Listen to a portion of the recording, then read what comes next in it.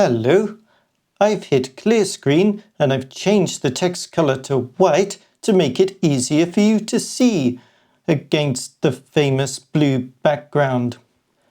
Now, most of us have probably typed these kind of C64 basic commands countless times.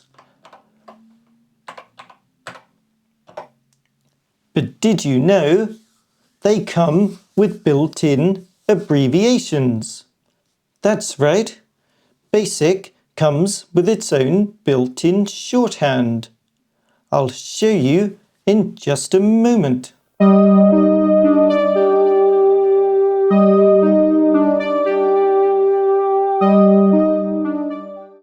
Hello, a very warm welcome to Rottie.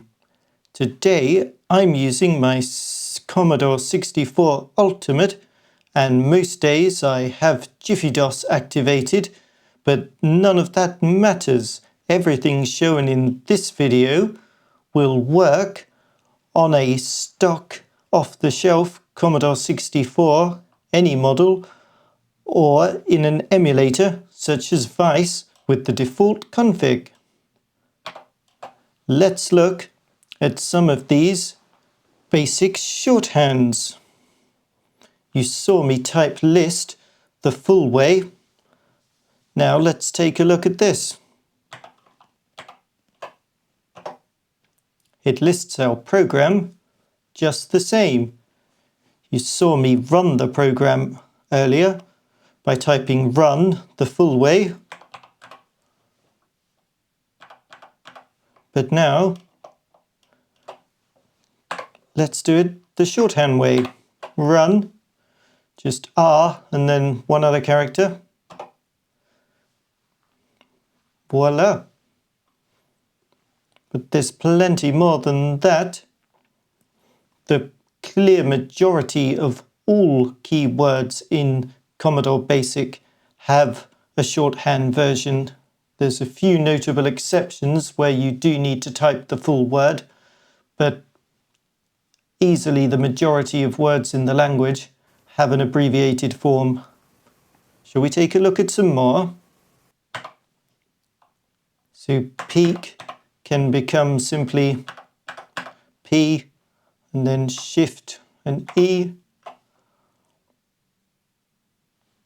But of course, there's no point peaking unless you print the result. Is there usually? I mean, sometimes there is. You have to either store the result in a variable or print it to screen generally. So that actually gives us an opportunity to show two abbreviations at once. So instead of the full print, the abbreviation for print is simply question mark, much shorter. So if we do question mark P, then shift and E, and then an address we want to look at. So 646 is the current text color, or the address at which the current text color is stored. And it shows us our current text color is 1, aka white. And then what if we wanted to change, maybe don't change the text color, but change using poke, of course. So we're going to use abbreviated poke, so P, then shift and O. If we were to change I think we'll do one of the colors, like this, border color, to, I believe that's going to be yellow. Yep. And then if we come back up, we could change it to another color, which red.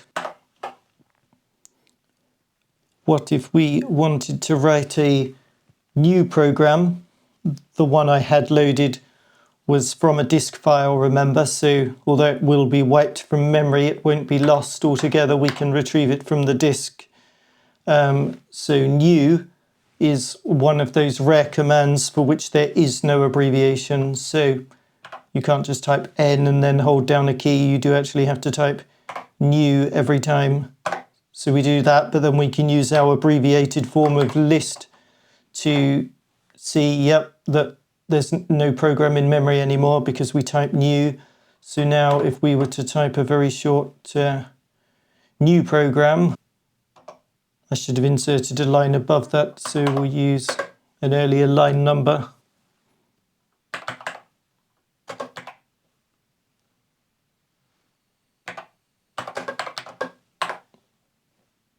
And then we'll use a greater line number. So we're putting our lines into memory in the correct order, even if we're typing them in the wrong order. That's one quirky feature I love about BASIC on the C64. That one just needs to say next, right, I believe. And then if we list our new program, yep, that's in memory. So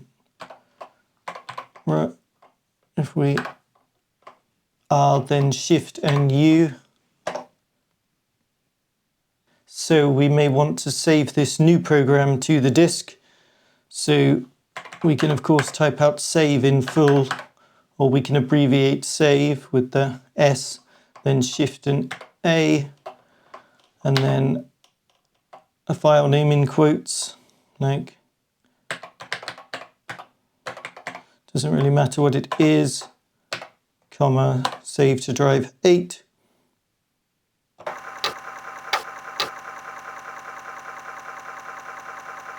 And there we have it, and new, and see that we've wiped our program memory clean again. Yes, we have, at the ready prompt.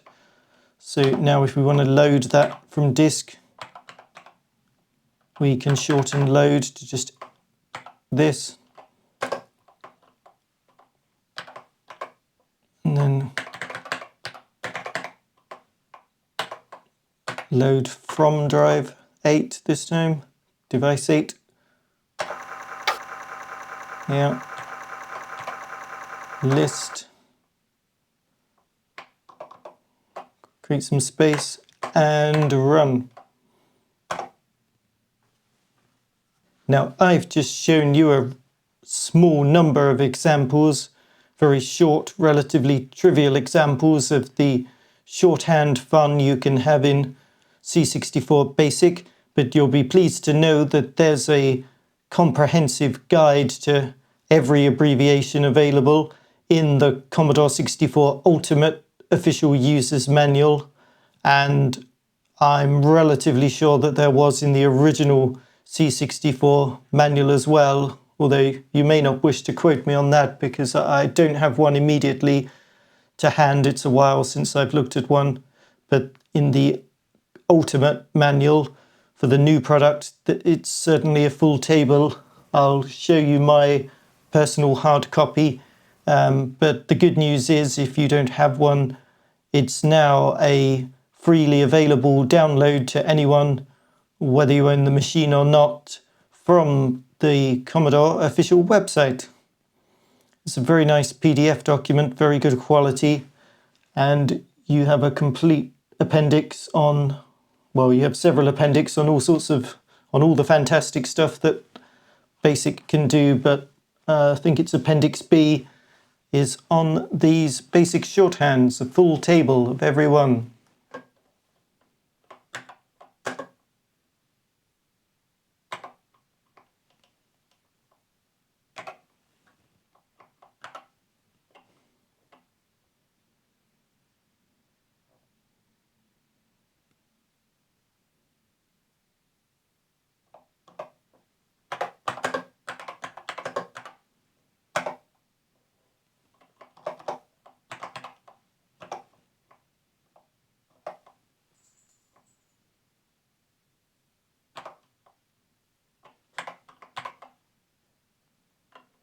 Let's run that one.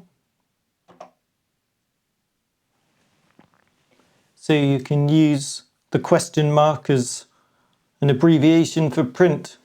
All those lines were printed using question mark.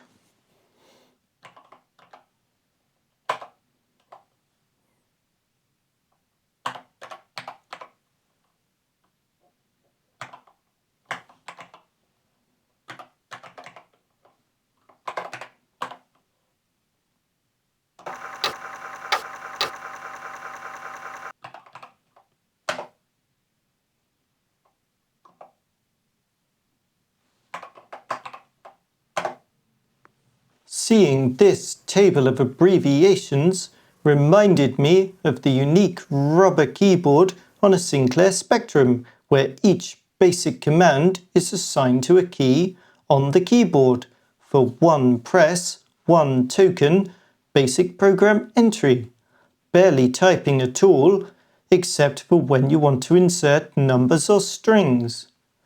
Commodore's way is not the same, of course, but it seems both companies had a similar mission to speed up the typing of basic programs for their users.